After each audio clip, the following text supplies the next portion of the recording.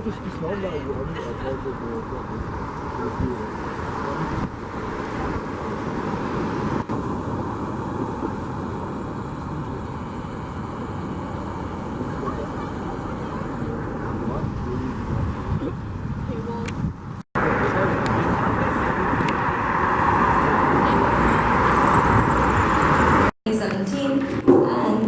we're a group of Ethereum developers, and welcome to the community. Today I'm going to be giving a non-technical presentation on the industry use cases of blockchain.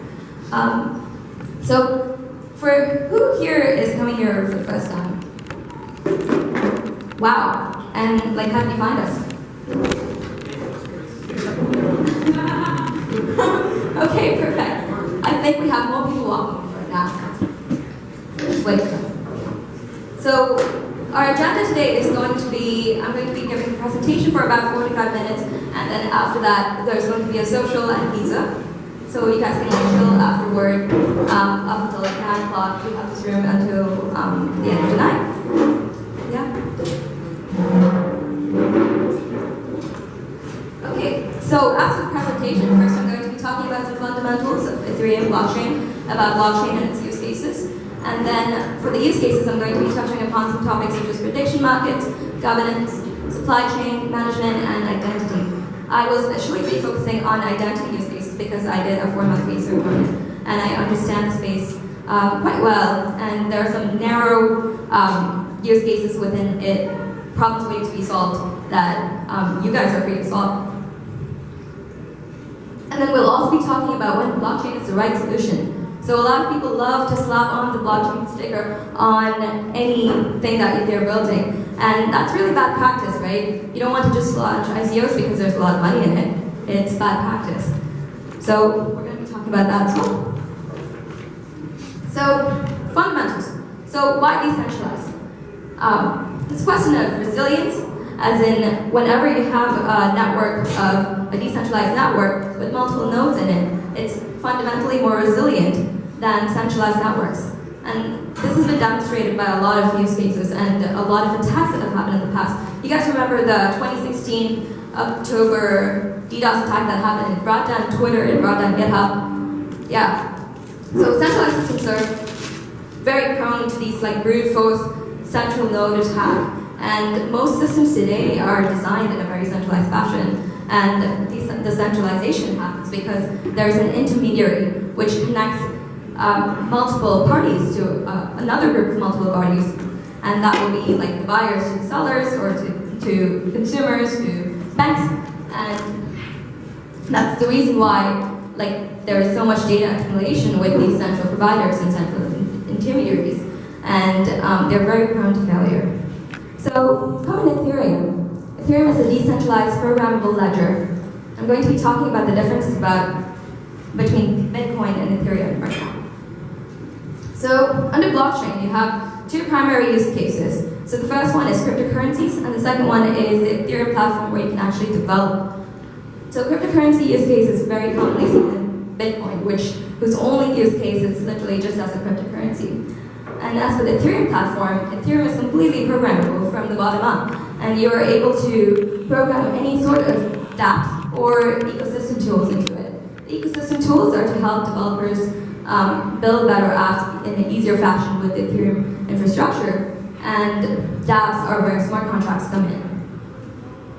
So under cryptocurrencies here, we still have a lot of inefficiencies with exchanges and payment methods, and there are some key areas that you can target in that one as well. And I'll be happy to talk about it later, but we're not going to touch on that today. So let's talk about dApps. So dApps basically means decentralized applications. And they work with this thing called smart contracts. Smart contracts are basically laws that mediate the transactions between two different people. So say there's Alice and Bob, there's a smart contract sitting between them that will mediate their transaction. So instead, before, what used to traditionally happen is that there's an intermediary here, such as a bank, or what do you call it? Yeah, like lawyers, even, or several industries sit in between, right? Now, instead of having that institution in between, you now have a smart contract. A smart contract is just a piece of code, and it's essentially the law that governs the system. So you can have transactions between people without there being any intermediary. And then we have ecosystem tools. So for ecosystem tools, it's really to make developers' lives easier. We have MetaMask for accessibility. You're able to access the Ethereum blockchain right from your Web 2.0 browser. And then you have IPFS, which is the protocol that will allow you to interact with the Ethereum blockchain. And then you have Ethereum, which is for infrastructure. Ethereum is like an infrastructure layer that helps you interface with IPFS, which is, IPFS stands for Interplanetary File System, is a way to share hypermedia files in a decentralized fashion. And then you also have distributed storage, such as Swarm. So one thing that a lot of people mistake is that the blockchain can actually store a lot of data. That is simply not true. That's why you need things like Swarm, which is a distributed storage mechanism that can actually hold a lot of data. And in order to interact with Swarm, you probably need like infrastructure layers like Ethereum and stuff. And then we have mobile clients. We also have browser clients such as Get and Parity, and those help you build dApps without even having to get the entire Ethereum blockchain downloaded on your computer. And then you also have mobile clients, which are extremely new, and we can watch a video on that right now.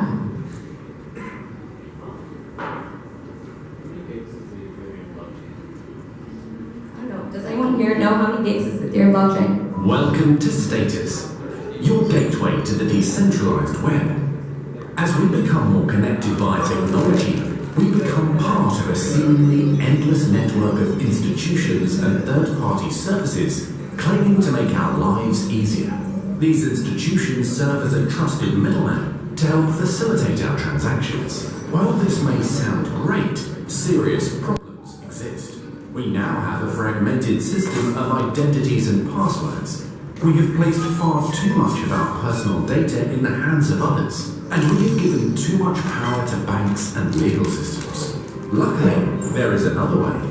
Enter the decentralized web and the Ethereum public blockchain. The blockchain is a decentralized database that stores a registry of assets, smart contracts and transactions across a globally connected peer-to-peer network. If used to its full potential, it will fundamentally change our conception of how the internet, finance, and law works. And it can completely eliminate our reliance on trusted third parties. It's not an app, it's not a company, it's not owned by anyone. Rather, it's an open system owned by everyone. So how do we interact with the next generation of the internet? How do we ensure it remains decentralized? Introducing Status. Just as browsers provide a gateway to websites and institutions, Status provides a gateway to decentralized apps and services. More than an app, Status is a community, governed by its own users, and gives access to a world free from controlling interests and censorship. It works with a number of decentralized apps built on Ethereum to replace your wallet and bank, combining them with a messenger and browser. Simply put, Status is an open portal to the future web. Meet Justin. Justin has recently moved from London to LA. It's a sunny morning, and Justin is ready to get his day started. He gets dressed, grabs his cell phone, and hits the road, feeling empowered with the capabilities of Status in his pocket. First stop is the local coffee shop. No wallet? No problem. Justin pays for his coffee with Ether from his Status wallet. While waiting for his coffee, he checks his stock portfolio and sees gold is up big overnight. Cha-ching! Time to cash out some of his holdings. Justin opens up Status and trades. Cool. So I stopped that video because after that it goes far too much into the company and it's irrelevant a little bit to our presentation. Okay. So that is an example of a mobile client, similar to Get and Parity, which is a web client for Ethereum. So now let's dive into the use cases. The first use case I'm going to talk about is governance. So governance typically for like decentralized and flat organizations, there's no way in which you can like delegate tasks or have a command line to control your organization. So how are you to get people to work on the company's central goals? So you can use token models actually. So you can incentivize people to work on certain projects by attaching an incentive to every single, or a token to every single project. And depending upon which ones you want to get done faster, you can play around with the increasing token price and increasing the amount of tokens as well.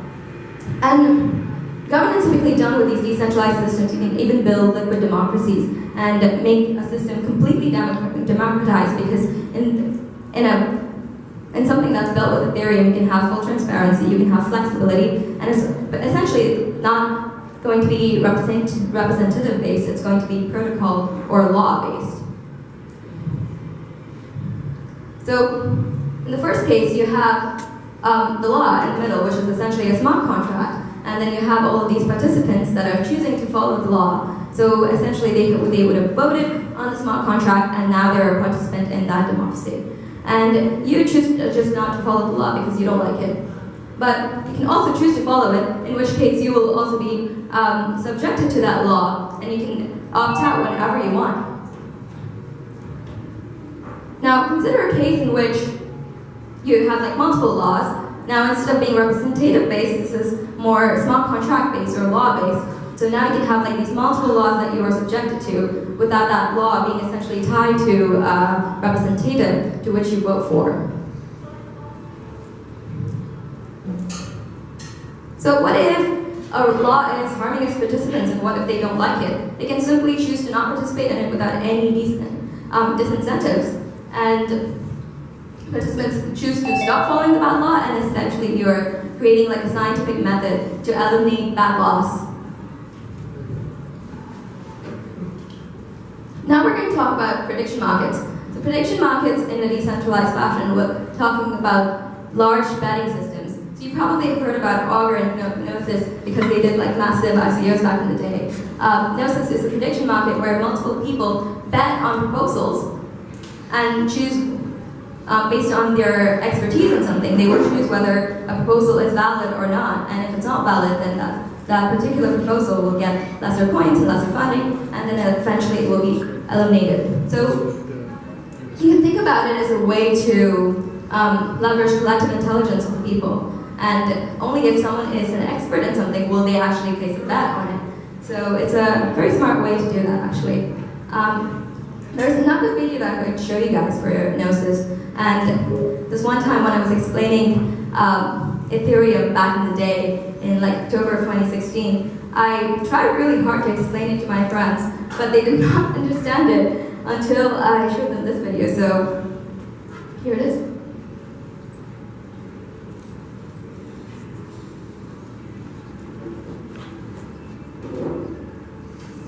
Gnosis is the engine for forecasting the future.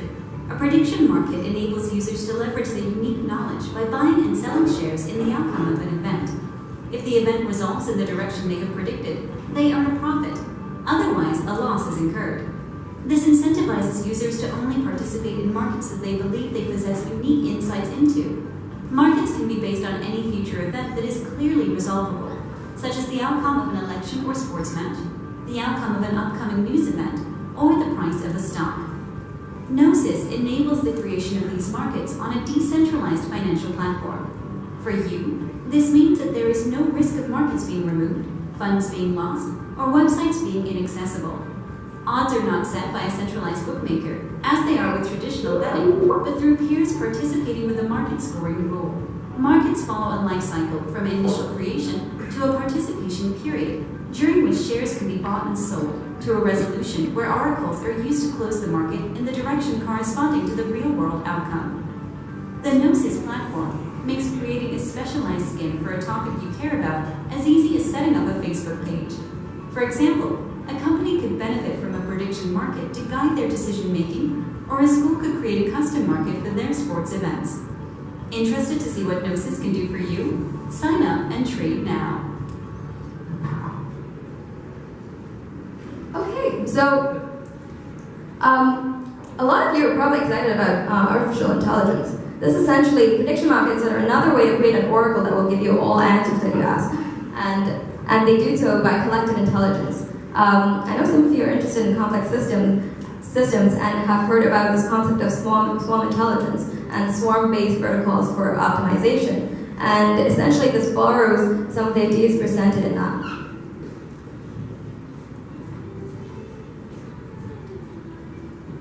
So current supply chain business processes are extremely inefficient. So they don't have any transparency. They also don't have any way to audit which processes are happening at which stage, and especially in the produce and like fisheries section, there's a lot of environmental wastage that happens because of such inefficiencies in the process. So blockchains are inherently auditable, they're completely transfer-proof, and they're transparent. So perfect use case for supply chain management. So cool. So here there's a piece of produce, and the farmer will register this item as a token on the blockchain, and eventually, as that produce moves from every single stage in the supply management process, it will be verified, and that transaction will be recorded on the blockchain for it to be able to view by the consumer in the very end. So you can see that this is a very, very efficient way to conduct supply chain management, and also it's a transparent way, and consumers are able to find out exactly where their product has been. One company that's actually working on this right now is called Provenance, and this is them right here. Consensus, which is a blockchain venture production studio, is also working on similar use cases with fisheries and with certificates, actually, such as your birth certificate or educational certificates. And that company is called Authentic. So now we have smart infrastructure. This is something of special interest to me because I'm working on a peer-to-peer energy market. So we know that we are moving into the age of IoT, we're already in it, actually. So now that energy production and consumption is essentially decentralized, which means that every single household in the neighborhood is a producer of energy, then they should be able to transact that energy with their neighbors in a way that is completely efficient without having to transfer that energy to the grid, right? And you can do that with blockchain because it's essentially a way to peer-to-peer your entire solution. There are several tokens that are actually working on this right now. Power Ledger is one of them. Their white papers are awesome. And there's also Grid Plus, which is a consensus venture that are also developing peer-to-peer ways to create these energy marketplaces, which are completely decentralized. Okay, my favorite, identity. So with an identity, there are so many inefficiencies, guys. First of all, identity proofing, or know your customer, as a lot of consultants like to call it, is extremely inefficient. Currently, the people who are in charge of this are large monopolies. Essentially, there's this credit rating company called Experian, and they hold an infinite amount of data about all your life's doings, essentially. They will know what street that you lived in when you were in grade 8, and they ask those types of knowledge-based questions in order to verify that you really are who you are. So that's the essence of identity proofing. They're validating your identity, proving that you really are who you are. And there are two main ways to do it. Most of you might have come in situations where there's document-based identity proofing. So document-based is one of them, and then there's knowledge-based, which is what Experian does. The document-based identity proofing is a little less expensive, and it's adopted by companies like Coinbase, where you have to submit a bunch of documents, such as your largest, your passport, or all of your documentation, such as your bank statements and stuff, for them to be able to verify that you are a person living in the United States at this time. So all of these processes are extremely slow for identity proofing. And then we have self-sovereign identity. Self-sovereign identity is achievable in the blockchain because users can be in control of all of their data. Self-sovereign identity is essentially a way to federate digital identity profiles across multiple users, and it's in a decentralized fashion. Uport is working on self-sovereign identity right now. And then there's device identity for IoT. This is a major business-to-business use case because a lot of companies right now are trying to adopt IoT infrastructure, but then they come across this big challenge of these different manufactured IoT devices not being cross-compatible with each other. And essentially, they cannot have a single view and a single way to manage all of these devices in their company. And then we have biometrics. for biometrics, essentially the challenge is that companies don't want to store sensitive personal information. So they can delegate that type of risk or liability to users by just having them store their personal information instead. So this is a traditional identity system. It's a centralized identity system, and a user would have to establish trust for connecting with these 5 organizations that grow over that, has to establish trust with these 5 organizations 10 times, and that's a lot of work. That's also extremely tedious, it's expensive for the business and for the user. Every single time I go to a new bank or to a new healthcare provider, I have to register over and over again, and I have to provide the same kind of identity proofing documents to prove and validate that I really am who I am. So it's completely inefficient. Like, why do I have to do this, like the same repeatable process over and over again, right? Sorry? Also enables fraud. Yeah, absolutely. It enables fraud because you have more probability of there going things wrong with these establishing of trust. So now we have something called the identity trust fabric. Essentially, the identity trust fabric can be something like the blockchain, where the user just has to establish trust once with the blockchain, with their digital, like self-sovereign identity, such as a U-port identity, and then that trust fabric would have already established and verified trust with these validated organizations. And so the number of steps is significantly reduced, and it makes the entire process extremely efficient.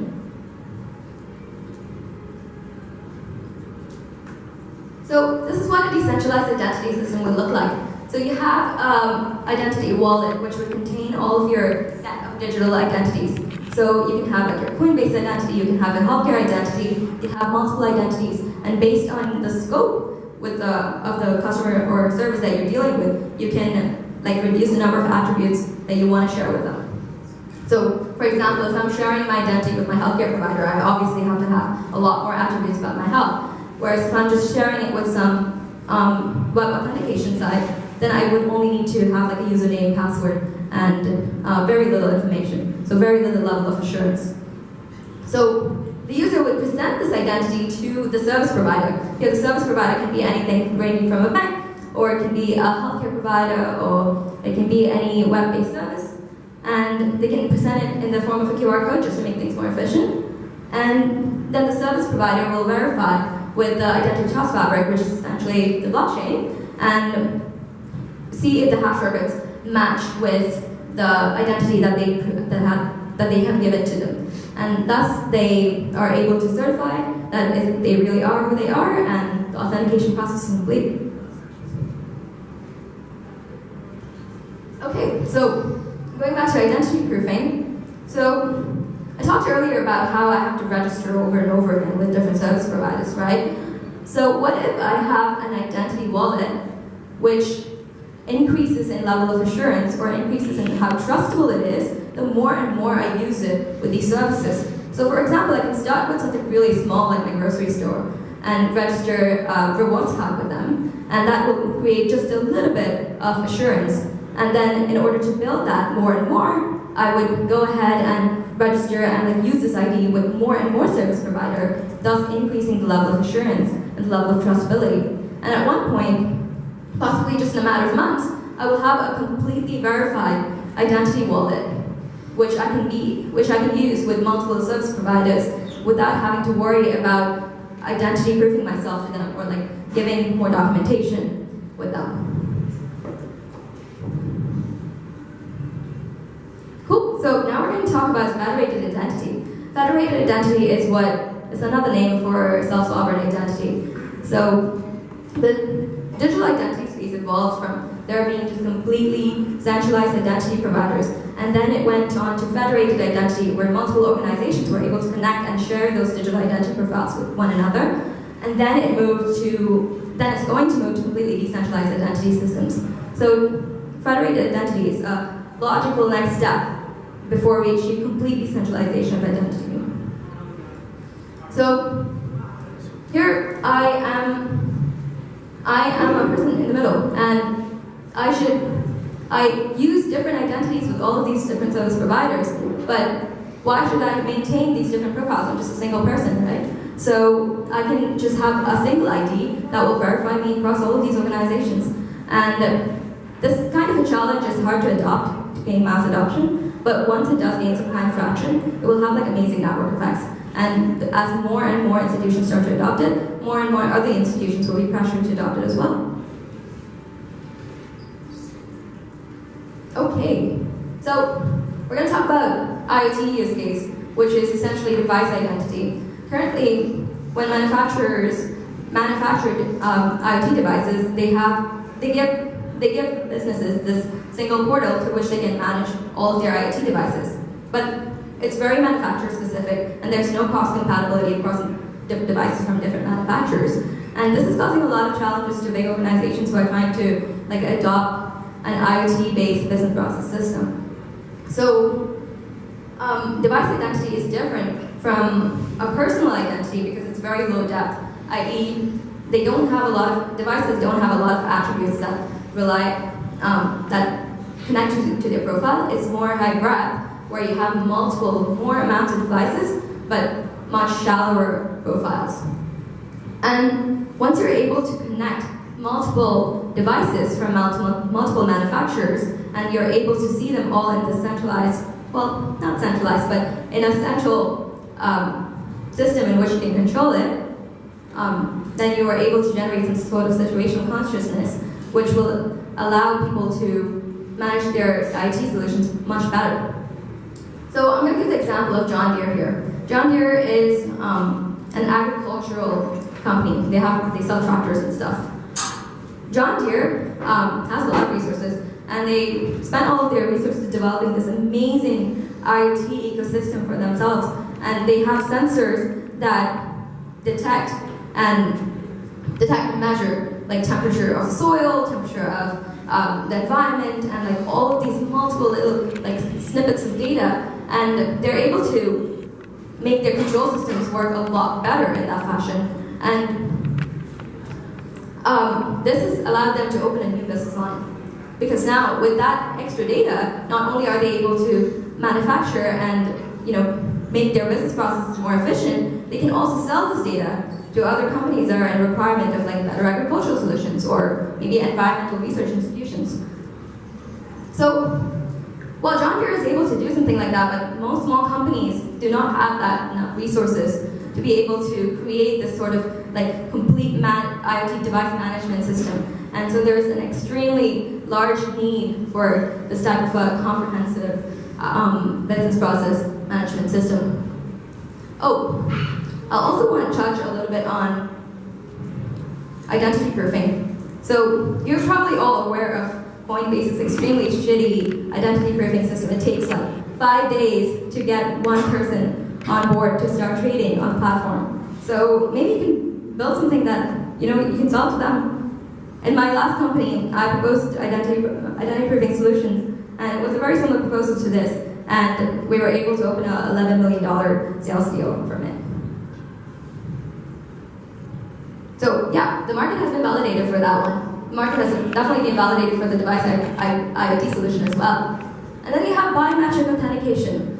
So companies don't want to take the liability of storing these large amounts of sensitive personal identity information. And essentially you kind of become the FBI if you're storing everyone's personal fingerprints and stuff. So companies don't want to take that liability. So how can you eliminate that risk for that company?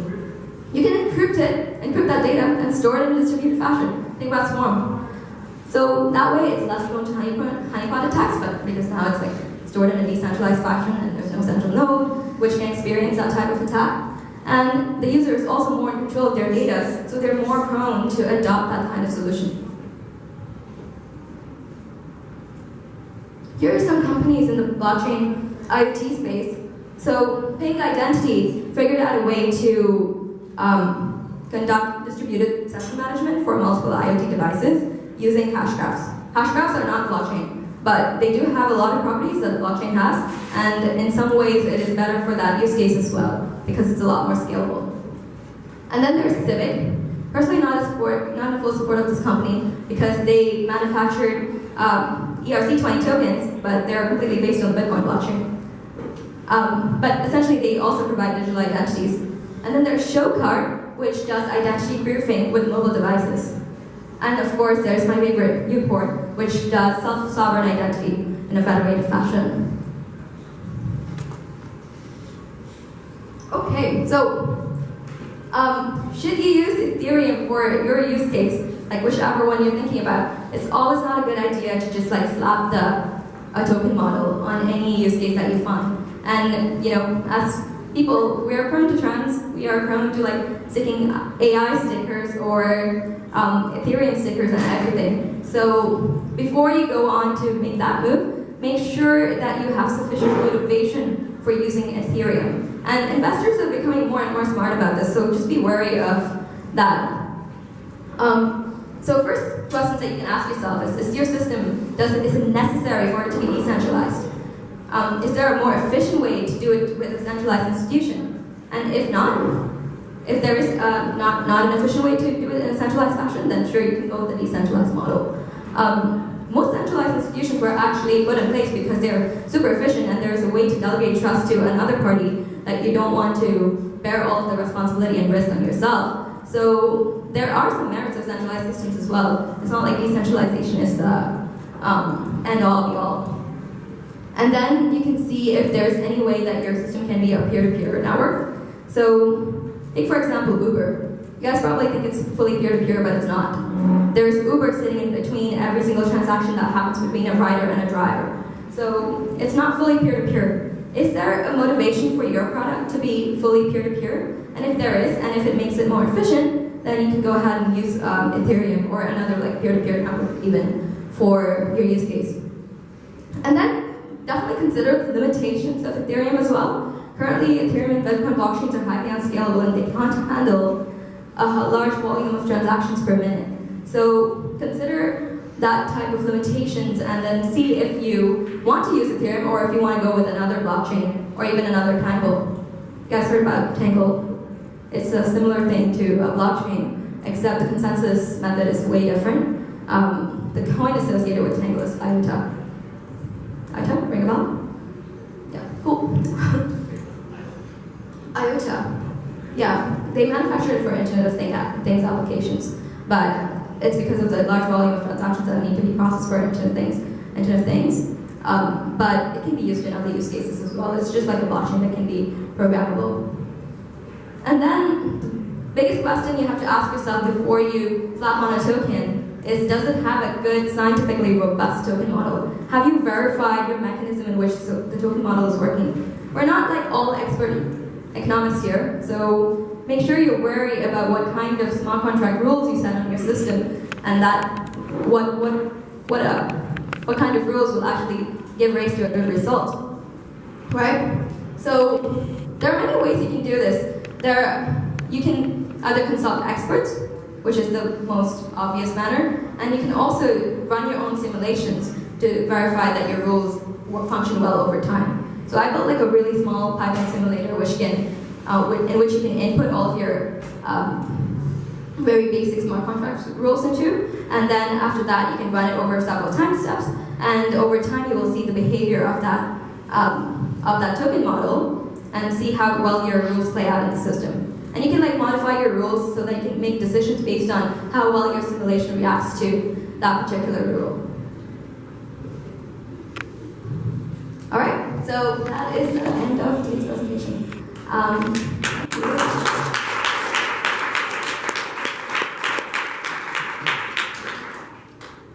Yes, do you guys have questions? I'm sure you guys have questions.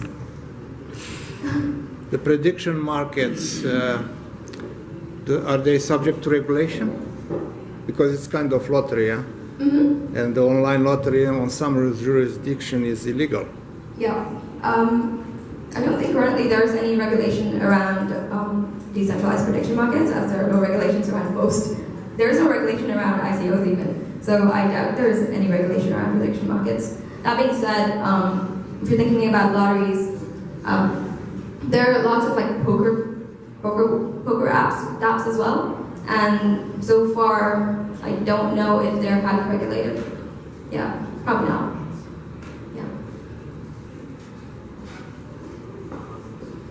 How are are your thoughts on Ethereum compared to Hyperledger? So Hyperledger is a permissioned blockchain, which is built by IBM. I'm generally a bit wary on permissioned blockchains because they go against the philosophy of complete decentralization, complete transparency. So from the philosophical standpoint, I do not fully love Hyperledger. As for scalability and all of those issues, I think they're a little bit technically better on that.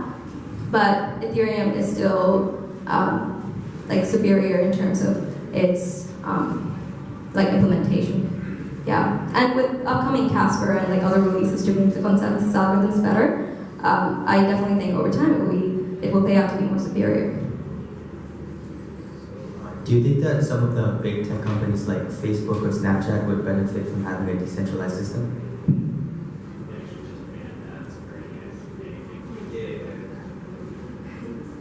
So, the Facebook social system itself is quite decentralized. It is a scale-free network. But fundamentally, technically, they're not actually decentralized because they store all of your data in server farms, right? So I don't think there are any current use cases for Facebook. And for Snapchat, Sorry, I was just saying that Facebook still controls what you see.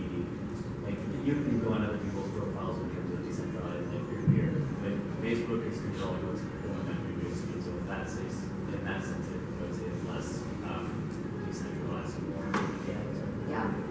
Yeah, that has a lot of merit to it actually. So Facebook does have algorithms that control and control your recommendations as well.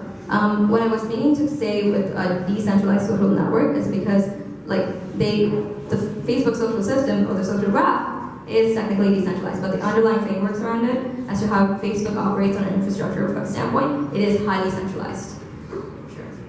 On your point, there's three separate things here. First of all, is the act structure, and Facebook clearly does not have motivation to use a decentralized system here, since as the arbitrator, billions of dollars. Okay, he's right.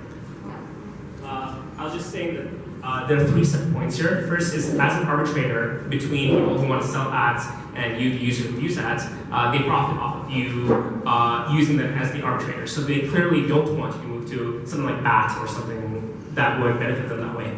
But to go to your other question, which is more interesting, is will these big companies have a use for blockchain? And I think that there is potential there just because users will demand privacy, and this is the way to, or demand for transparency, and this is the way to do so.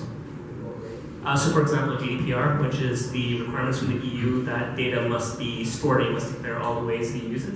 Blockchain could be one way to do that.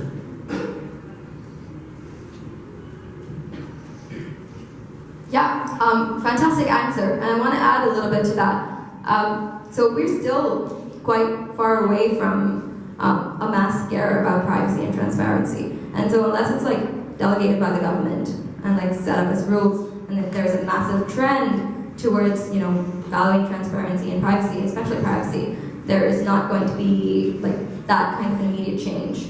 And I know this because I was pitching for the self-sovereign identity system in my last company, and the biggest argument against why that wouldn't be in mass adoption is because of the fact that users generally don't care. If there's an easier way for me to just authenticate myself and do it in a centralized fashion, in a centralized identity provider like Google Auth or Facebook authentication, then why would I use other protocols or yeah. So yeah, that's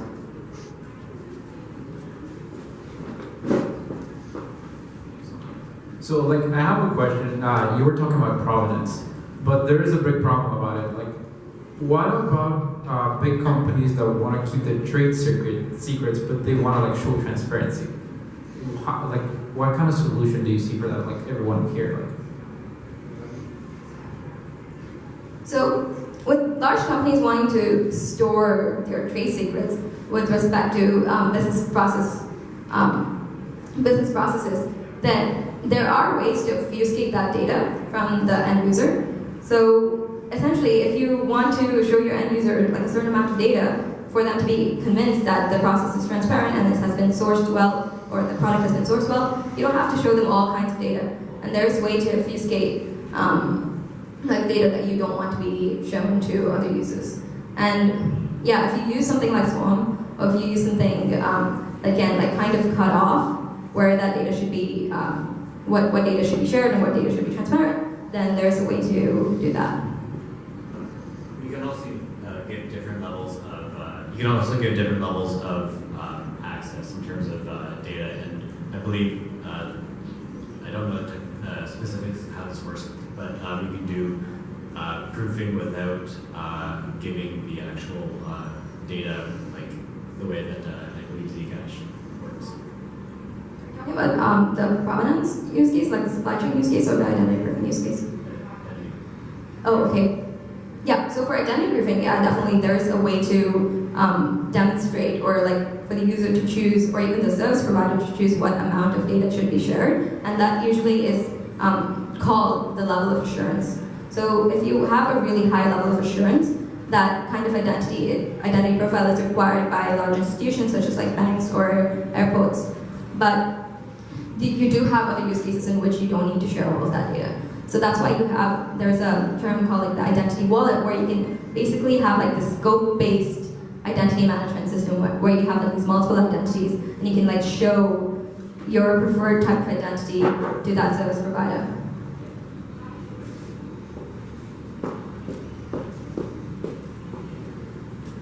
What do you think about identity theft in case of like we move to blockchain-based identity proofing? So I think identity theft will be infinitely harder if you do it in a distributed fashion, because if your identity is stored on a distributed storage system, then it is computationally expensive to hack that system and like essentially like take identities. I feel like somebody like get your password and username or something like that. So instead of like passwords and usernames, I'm going to talk in terms of like public keys and private keys. You can have like passwords and usernames to manage the account in which you have all of your private keys stored. And that's a big challenge that the Ethereum ecosystem is facing right now. Essentially, like if you lose your private key, there's no way to retrieve it, right? And it kind of obfuscates how sensitive that private key is, because you are controlling it with a traditional authentication system like a password and a username. So,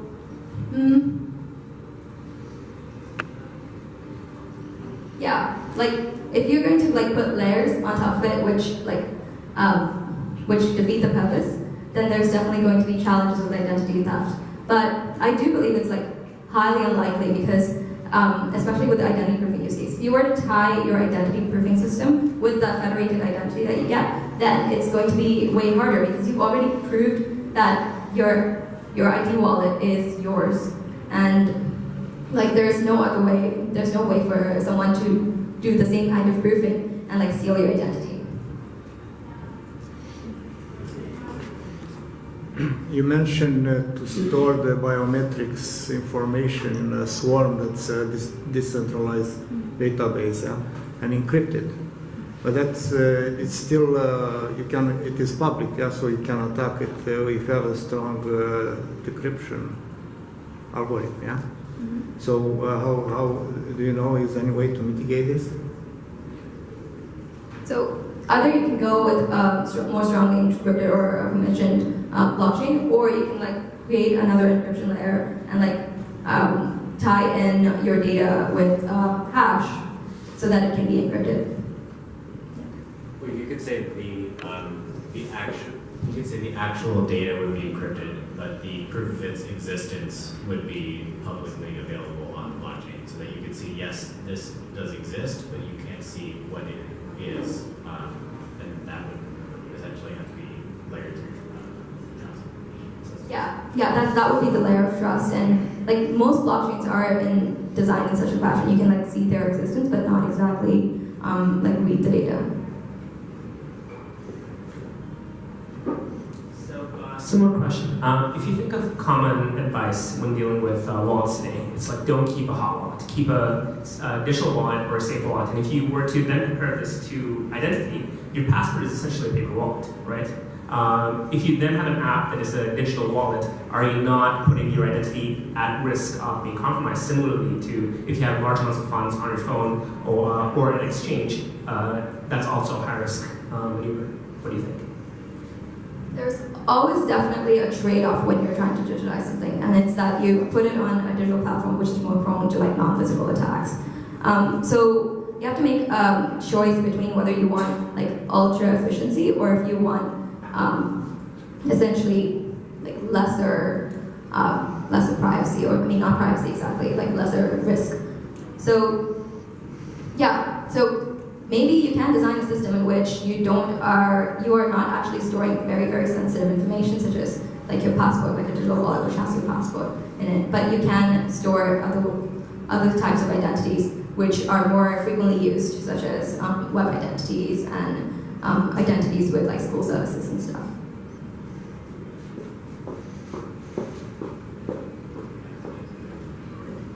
Great presentation. Do you or anyone here have a vision for how the Canadian healthcare system can adopt a decentralized system? So I kind of did some ideation on this a while ago, and essentially like medical records are, accessibility of medical records is highly inefficient right now. And every single time you go to a new healthcare provider, you have to like provide a lot of proofing documents and register all over again, and for them to be able to access your medical records. Or maybe sometimes you even have to like bring those medical records. I haven't gone to the hospital a lot of times, so I don't know. But in most countries, that is the case. You have to like prove and like bring these medical records over and over again. However, I think Google is actually working on this. If you were to store your medical records in a decentralized ledger, where any hospital or any medical institution can have access to it with just like a secret key or password that you provide to them when you go and register with them, then that would be a much more efficient system. Yeah, exactly. You give them the permission to access that information by just like giving them a password.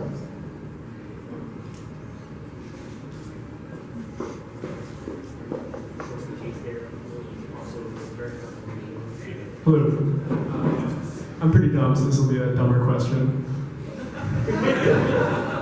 Earlier you were talking about prediction markets and how you can use blockchain to improve them. I had a question about that.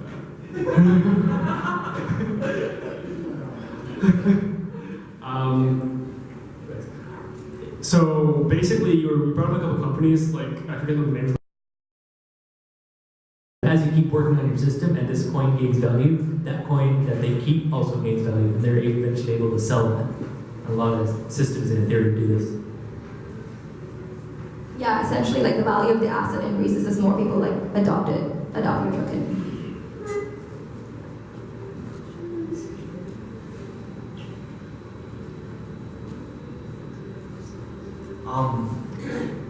There's a trend, every time there's a new paradigm for, decentralization, demonetization, like last time maybe was open source software, like Linux and that kind of stuff. There's a trend for the next big companies to find a way to monetize something new and to, find new value in a new part of that paradigm.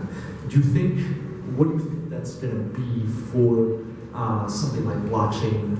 And do you think that's a good thing, kind of related to his point, a bad thing? And if it's going to cause problems, like kind of related to automation and the reduction of production costs of everything towards zero, how do you think we address it? So that kind of thing can be addressed by like large companies that are working on blockchain. So Consensus, for example, actively develops new ways to which you can develop token-based business models. But essentially, because token mechanisms work differently, or like token-based businesses work differently compared to traditional businesses, there are a lot more ways in which you can generate revenue. So you have to make all of those considerations as well while you're designing your business around like a blockchain. Yeah.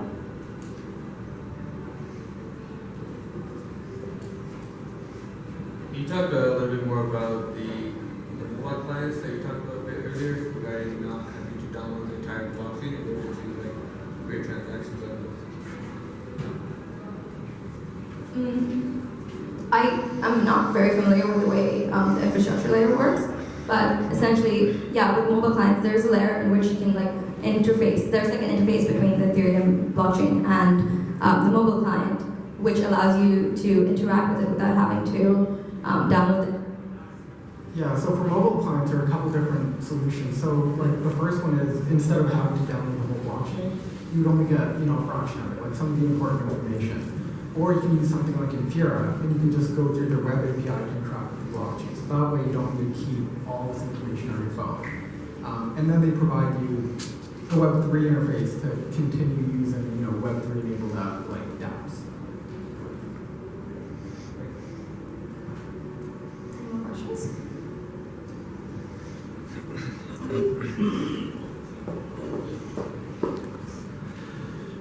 This question relates to the previous one regarding governance. Yeah, there are lots of ICOs, and even they put some coins, some tokens. Besides, they will run out of them eventually. Yeah, in time. So, for example, the blockchain Cardano, that's written in Haskell, they have a notion of treasury, by which they have a way to, or governance by which they assure having funds all the time. Is there any way to do that in Ethereum? Are you aware of it? Or it's like a governance model to self-sustain an ICO, yeah. I'm currently not aware of anything like that. Does anyone in the audience have an answer for it? Well, essentially, the tokens themselves would gain value. So you wouldn't necessarily need, like you wouldn't run out per se, they would just become more valuable. Although I guess the tokens can't be split, can they? Yeah, I think it was talking about like a treasury, where like coins are collected in that treasury. Is that how it works? You mean Cardano? Yeah. Yeah, they have a treasury. It's a new concept, yeah. Because essentially, if there's a higher demand for whatever tokens there are, it just increases the value of the existing tokens. So it's not like you're ever going to run out. You're just going to need less of whatever. But still a limit time, a limit amount of tokens. So then you have to go back to the market, and the market may not be there. There's always a market. It's economics. So there are many different ways in which like different token mechanisms are designed. Some tokens have limits like that, some others don't. So there are ways in which you can like mint tokens without like exceeding a limit because there's no limit. What I mean is, once the hype is over, yeah, people will expect, some results. So the market cannot go up forever. You know what I mean? Mm-hmm. That's very ethically wrong, but I think that's how the state of the art is. Yeah. That is my problem. Try to put 60% is on reserve. And you put the reserve and you have to create So I have two questions. Both of them might be a little tiresome. The first one is, so Bitcoin also promised itself to be super decentralized, and it hasn't worked out that way. And it's not clear that either proof of work or proof of stake won't be the same in the sense that they're not going to just, there's going to be a few big players who have all of the tokens or all of the work capacity. And secondly, when you're talking about your identity wallets, and you're saying I can give different levels of identity to different people, I don't see any evidence of that ever. Like, I install an app and it wants all the permissions. Or I'll go to my insurance company or something, and they're going to want all the data because they want to minimize their risk. So why wouldn't the grocery store also want all the data? And then they say, well, you don't want to give me all the data? I guess you can't use this grocery store. So I'm not seeing how the incentive is for organizations to actually ask for the right amount of information as opposed to everything they can get. So I'll address the second question first. So it was a question about like there not being a requirement for these different levels of assurance. And I would actually like politely disagree with that. There is definitely various levels of levels of assurance that different services want. Like for example, like web services don't require a lot of data for me to register with them, whereas my bank would require like my passport, my like government issued ID and everything, right? So there are ways in which you can like have this identity wallet with like multiple different IDs which attribute to these different levels of assurance. And then the second thing is also ease of use. So if I want to register with a grocery store or like a very, very low level of assurance platform, then I can do so easily, and I don't require that high of a trust in my digital identity. And thus, there's less of a friction for me to register with these companies. And then as the time goes on and I register with like multiple of these, then I can accumulate that trust and register with a higher assurance institution. The reason that a website's not going to ask for all my information is because there's high friction to give it. Now you have this wallet, I can press a button or something, and then I can choose, do I give a little bit of information or a lot of information? So now that friction is gone. Why wouldn't the grocery store now want all the things? So there's a phase of adoption in which users won't actually have that levels of information. And that's why it's easier for them to register with like low assurance identity platforms or low assurance services and then move on to high assurance services. Does that make sense? If you went to a gas station to buy a bag of chips and they asked you for your social insurance number, would you buy that bag of chips? Is there another place to buy a bag of chips? If there is, that's not going to ask you for your social SIN number. You're probably going to go there. Yeah, it's a free market. They would form businesses that don't do so because it's more profitable. Users are willing to value. The problem is users don't value their privacy. If you have users that care about this information and are willing to make choices, I will drive a lot more to the grocery store down the street because they don't require this. Then grocery stores will care about not asking for their privacy. So at the end of the day, it's how much do you value privacy and where are you going to do? You don't care about it, then sure, go to that grocery store. Or you could essentially sell your information. Like you could say if you want to have access to like this amount to this level of my personal information. Currently, like the information that's collected by Facebook and like Google and stuff, that's worth like I don't know somewhere around $1,000 per person. You could say you can have this information, but you're gonna have to pay for it. So in essence, you could use that as like. You could use the blockchain as a way of possessing your personal information and only giving access to individuals or institutions at your will and at a price that you could set yourself. Yeah, is that a convincing answer or would you want more? Okay, cool. Going back to your previous question about Bitcoin turning out to be more centralized than you would expect, are you talking about the community or the market? The miners, okay. So Bitcoin is a decentralized network, and any decentralized network is prone to there being some like highly influential players. Essentially, it's like the rich become richer concept, where you have like these influential players with a lot of nodes with a lot of edges connecting to that node, and with more and more of these connections happening, the more they attract that type of connection. So you call these types of networks scale-free networks. They're highly studied in electrical engineering applications, also in traditional markets as well. There's always, whenever you create any market, there's always going to be that sort of like, yeah, exactly. I would call it like a bit monopolistic, but not exactly centralized. There's definitely going to be more powerful players, and there's going to be some sort of inequality, but it's not centralization.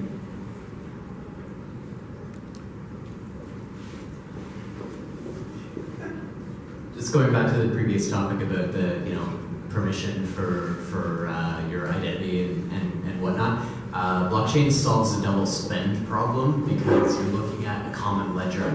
But if you release your private information, it can be copied. So the blockchain doesn't really help with that once that information is accessible off blockchain.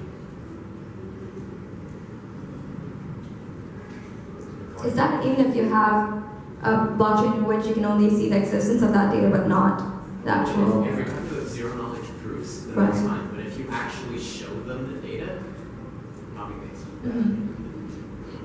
But then you just gave the answer because it's zero knowledge proofs. Yeah, but they're not going to pay for zero knowledge proof. Like, do you have Facebook yet? Yes. But then they don't, the hypothetical like paying for information is like only a Only a one-time process, right? Because if it's a one-time process, that type of like selling your data makes sense. But then if it's a multiple-time process, then they already have your data. Like, how can you like sell it again? That's not making sense of it. Any other questions?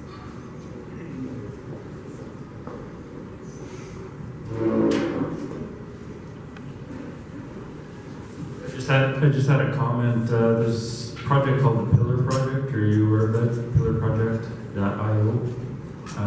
They're doing a wallet basically that kind of incorporates everything that you've been talking about tonight about people bringing back their information, having sole ownership of it and control. And but anyways, PillarProject.io is looking very promising.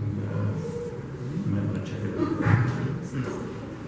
It's really cool. So he talked about Pillar Project if you guys were not weren't able to hear it. So apparently they do the same sort of like service verification and identity proofing model that we were talking about earlier.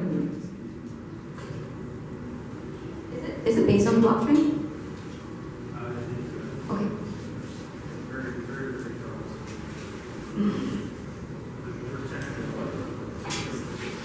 Check out Pillar Project, guys.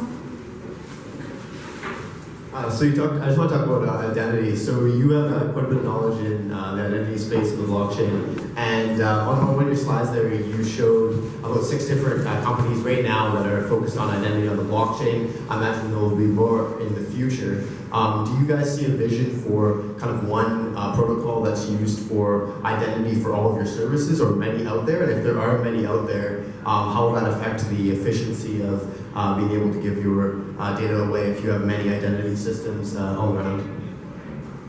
Historically speaking, if history repeats, that's what is going to happen, because current identity systems are based on these identification and authentication standards, such as like SAML and OAuth. And every single identity or service provider who has like an authentication layer has to abide by those standards.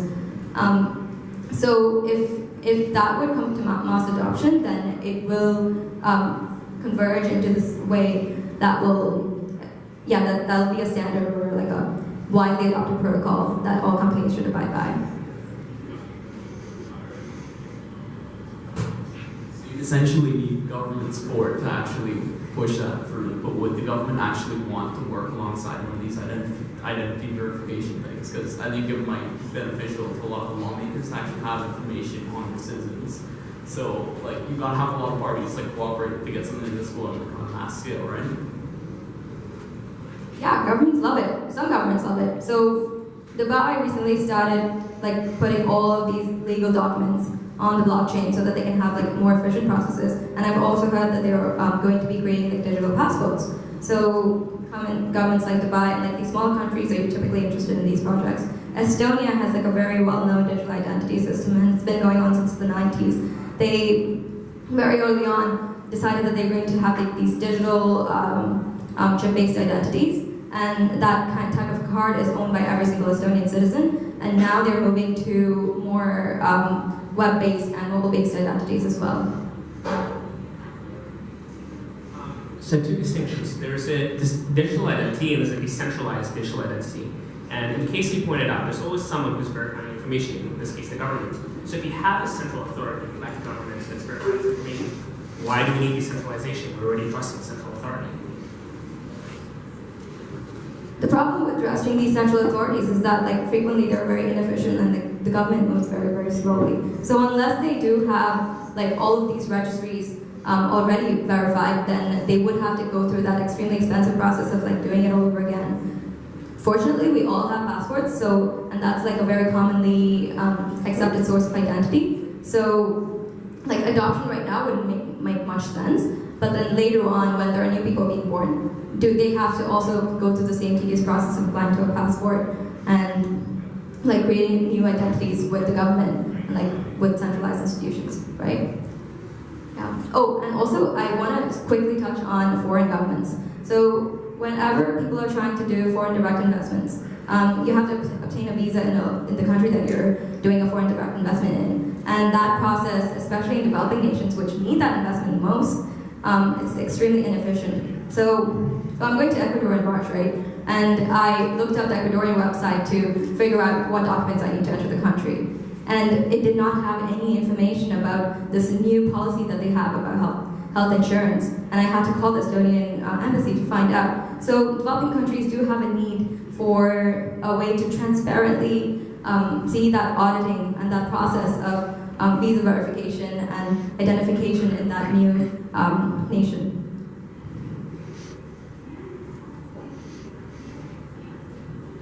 Just a quick question about how do you do the initial verification of your identity on these identity-based blockchain applications? So like, I imagine like you have to like give some kind of documentation and like submit it through the application. So like that aspect, like how do you make that secure? Because I imagine you're still parlaying in some kind of centralized service. So there are multiple ways in which you can approach that problem. A very easy way to do that is assume that all the digital identity customers are employed, and you can do that type of an identity verification through your employer. So you will be selling, if you create a product like that, you will be selling to people's employers.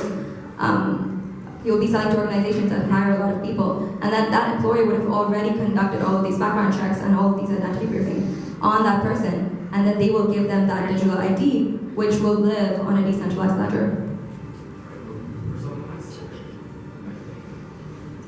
I work for like something like Civic. Do you know how they do that?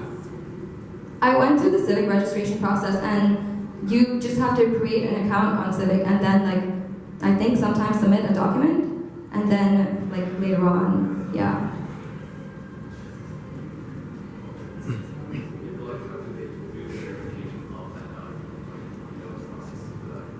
So the initial verification is obviously like a friction-heavy challenge, but then following that, Civic does interface with like multiple service providers, and it's more and more as that digital identity is used more and more with those different providers, then that the trust on that identity increases. So that's how, and they basically Civic acts as a clearinghouse between service providers and identity providers. So if you already have multiple identities with you, such as the employer identity, and you have like a Google authentication identity or like multiple web-based identities, then you can use that identity, register with Civic, and then you can use that same digital ID that you created with these multiple service providers.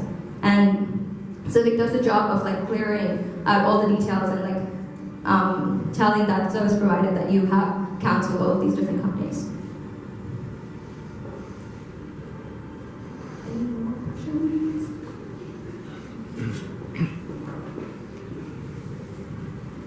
Regarding blockchain centralization question, isn't Ethereum a proof of stake solution, because they need like 2/3 consensus, and if an attacker wants to dare to attack the blockchain, they have things at stake, so they are risking a lot. Not sure I understand that question correctly, but Ethereum is currently just proof of work. Like there does require like wide network-based verification. Like every single actor on the network has to like verify that block, and then only that block is essentially mine.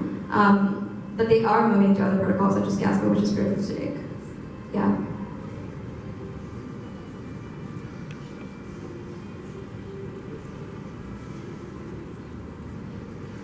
Okay, looks like there are no more questions. We're gonna order some pizza.